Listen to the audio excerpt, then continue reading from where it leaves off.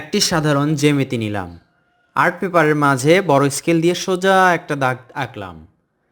এবার জ্যামিতি থেকে ত্রিভুজ নিয়ে একটি রেখা, দুটি রেখা, তিনটি রেখা একইভাবে আঁকলাম এবং দেখুন এই দাগটা মিলে দিব, প্রত্যেকটা দাগের মাথা আমরা মিলে দিব। এভাবে দেখুন পাহাড় আঁকা হলো। এই পাহাড় আঁকার পর চাঁদা দিয়ে এখানে আমরা একটি সূর্য আঁকলাম।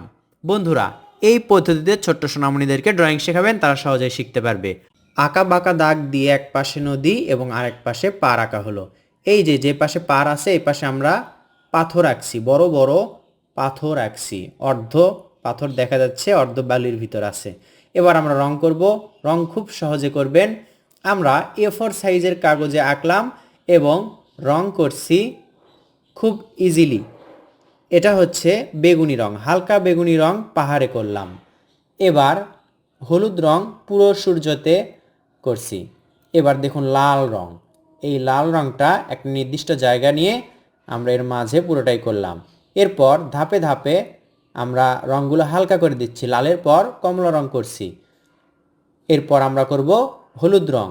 বন্ধুরা, আপনি যখন ছোট্ট সোনামণিদেরকে শেখাবেন এভাবে শেখাবেন এবং এভাবে রং করাবেন, তাহলে তাদের সহজ হবে এবং ছোটদের জন্যই পারফেক্ট হবে। নদীতে আমরা করছি নীল রং, হালকা নীল রং।